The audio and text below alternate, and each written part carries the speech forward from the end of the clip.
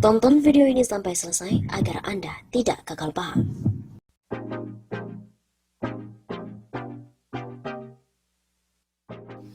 "28 kebijakan pemerintahan Jokowi berkesan otoriter."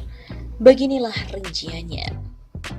Yayasan Lembaga Bantuan Hukum Indonesia atau YLBHI mengumpulkan kebijakan-kebijakan yang diambil oleh pemerintahan Joko Widodo sejak tahun 2015 sampai dengan 2020. Menurut catatan YLBHI, ada 28 kebijakan yang menunjukkan pemerintahan Presiden Jokowi berkesan otoriter. Kebijakannya pun juga bermacam-macam, mulai dari kebijakan ekonomi negara, kebebasan berpikir dan mengeluarkan pendapat, kebijakan dwifungsi pertahanan keamanan, serta kebijakan politik yang memperlemah partai oposisi. Bisnis ekonomi ini mulai dari mengamankan Omnibus Law, Cipta Lapangan Kerja, dan macam-macam lainnya. Kemudian ada soal kebebasan sipil dan politik, mulai dari berpendapat, berekspresi, menyampaikan pendapat di muka umum, berorganisasi, memiliki pandangan politik yang berbeda, dan juga kebebasan akademis. Begitu kata Asfinawati dalam diskusi Mimbar Bebas Melawan Oligarki seri 1, tanda-tanda otoritarianisme pemerintah pada hari Minggu 14 Juni. Kata Asfinawati, banyak kebijakan yang membuat TNI Polri terlibat dalam pemerintahan. Padahal secara kualifikasi orang-orang tersebut tidak ada hubungannya sama sekali dengan jabatan yang diberikan. Kata Asfinawati, banyak kebijakan membuat TNI Polri terlibat dalam pemerintahan. Padahal secara kualifikasi orang-orang tersebut tidak ada hubungannya sama sekali dengan jabatan yang diberikan.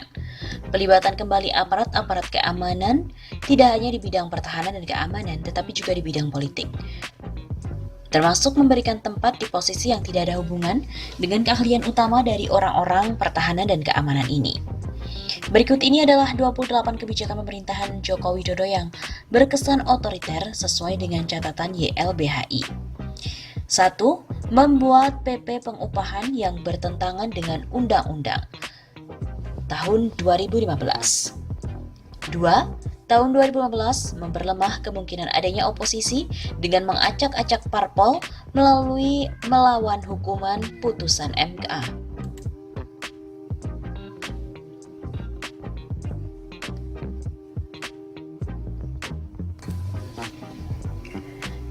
Ketiga, di tahun 2016 memperlemah kemungkinan adanya oposisi dengan mengacak-acak parpol melalui melawan hukuman putusan MA yaitu P3.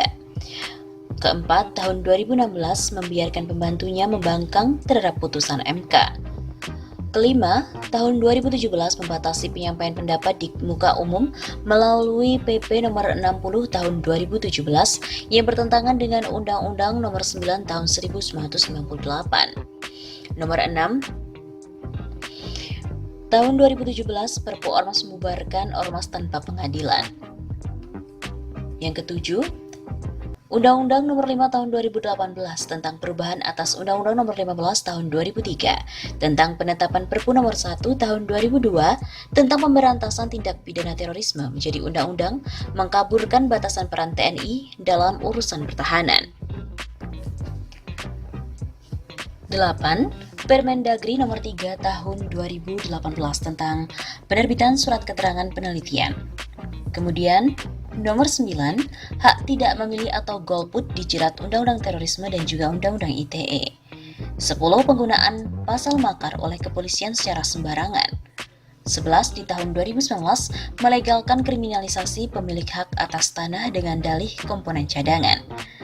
12. Mengembalikan dwifungsi aparat pertahanan.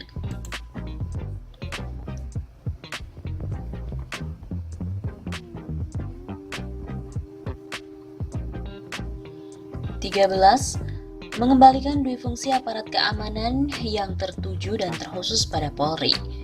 14. SK Menko Polhukam Nomor 38 Tahun 2019 tentang Tim Asistensi Hukum.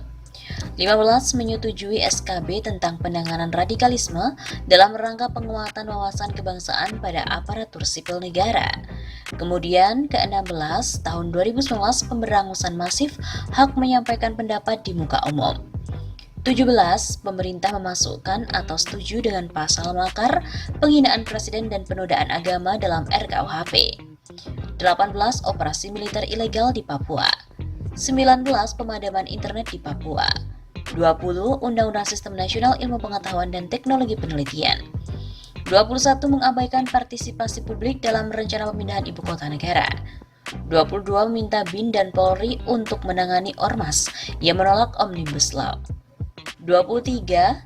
Berkehendak menjalankan darurat sipil. 24. Membiarkan anak buahnya melawan putusan MK dan mengkriminalkan penghina presiden. 25. Membangkang terhadap putusan MA tentang BPJS. 26. Berkehendak bisa mengubah undang-undang dengan peraturan pemerintah. 27. Pemberangusan hak atas kebebasan berpendapat. Dan yang terakhir 28. BIN ikut campur diskusi di kampus. Seperti kita ketahui bahwa Yayasan Lembaga Bantuan Hukum Indonesia menilai selama memimpin Indonesia, pemerintahan Joko Widodo ini otoriter. Pola kebijakan yang ditempuh selama kepemimpinan Jokowi juga menghambat kebebasan masyarakat sipil. Ada 3 pola kebijakan yang menandakan pemerintahan Joko Widodo ini otoriter. Ketiga pola tersebut menghambat kebebasan sipil, mengabaikan hukum yang berlaku dan berwatak represif, serta mengedepankan pendekatan keamanan. Begitu kata Ketua YLBHI Asfinawati seperti dilansir dari VOA News pada hari Senin 15 Juni. Asfinawati pun juga menambahkan YLBHI mencatat terdapat 28 kebijakan pemerintah yang bersifat otoriter sejak tahun 2014 sampai dengan 2020. Salah satunya adalah peraturan pemerintah mengenai pengupahan yang bertentangan dengan Undang-Undang Ketenagakerjaan pada tahun 2015. Juga adanya Perpu Ormas yang akhirnya menjadi Undang-Undang Ormas yang bisa membubarkan organisasi masyarakat tanpa pengadilan. Begitu kata Asfinawati dalam diskusi online, tanda-tanda otoritarianisme pemerintah pada hari Ahad 14 Juni. Pemerintahan Jokowi juga melemahkan partai oposisi dengan melawan putusan Mahkamah Agung, menggunakan pasal makar secara sembarangan oleh kepolisian, dan juga mengembalikan duifungsi aparat pertahanan. Pasal makar juga digunakan secara sembarangan oleh para polisi. YLBHI juga menyoroti duifungsi ABRI. Asfinawati mengatakan TAP MPR nomor 6 tahun 2020 telah menyebut duifungsi ABRI menyebabkan penyimpangan peran dan fungsi TNI serta Polri yang mengakibatkan demokrasi tidak berkembang. Jadi setidak-tidaknya ada 30 MOU dengan berbagai kementerian, dan itu tidak masuk akal. Misalnya ada 8 kepala dinas pertanian menandatangani MOU upaya percepatan pelaksanaan cetak sawah bersama dengan TNI pada 29 Maret 2019. YLBHI pun juga mendesak pemerintah untuk mencabut kebijakan-kebijakan yang tidak sesuai dengan hukum dan tidak mengeluarkan kebijakan serupa pada masa yang akan datang. Selain itu, ia juga meminta DPR dalam menjalankan fungsi pemerintahan sesuai dengan fungsi dan juga tugasnya. Ketua PP Muhammadiyah Bushra Muqaddas menyebut kebijakan-kebijakan yang otoriter terjadi di antaranya yaitu duifungsi aparat dan kriminalisasi warga yang mengkritik pemerintah. Ada Undang-Undang Ormas, Undang-Undang Terorisme, Undang-Undang ITE dan politisasi Polri, dan akhir-akhir ini TNI. Itu berarti pengulangan Orde Baru. Kalau dulu TNI sudah berhasil dibersihkan dari duifungsi, sekarang multifungsi dilakukan Polri. Begitu kata Bushra. Bushra juga mengusulkan masyarakat sipil memperkuat kerjasama antar organisasi dan mendorong perubahan undang-undang yang berpotensi melahirkan pemimpin yang otoriter.